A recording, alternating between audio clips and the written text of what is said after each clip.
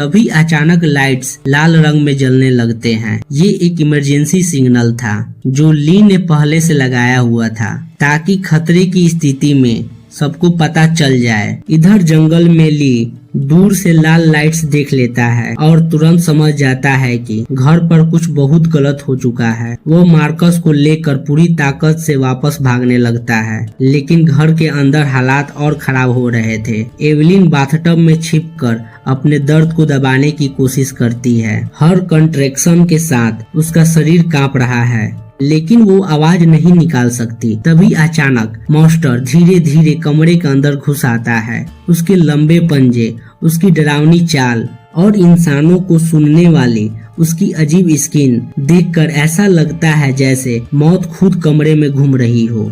Evelyn पानी में आधी डूबी हुई सांस रोक कर बैठी रहती है।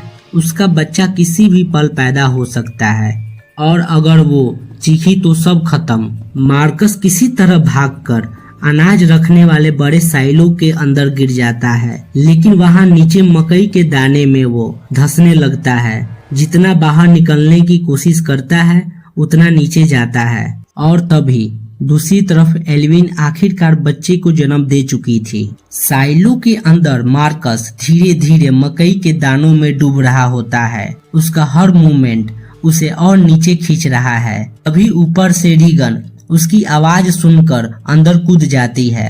वह पूरी ताकत से अपने भाई को पकड़ने की कोशिश करती है, लेकिन दोनों नीचे धंसने लगते हैं। और तभी वही मॉन्स्टर अचानक उनके पीठ पीछे प्रकट हो जाता है। उसके पंजे लोहे को चीर रहे हैं। उसकी सांसें बेहद तेज हैं और वो बच्चे को ढूंढने की कोशिश कर रहा है। रीगन डर के मारे अपनी हेयरिंग एड कसकर पकड़ लेती है। तभी अचानक उस मशीन से एक अजीब हाई फ्रीक्वेंसी आवाज निकलती है। मॉन्स्टर अचानक दर्द से पीछे हट जाता है। पहली बार ये जीव किसी चीज से तकलीफ महसूस कर रहा था, लेकिन बच्चे ये समझ नहीं पाते कि अभी क्या हुआ।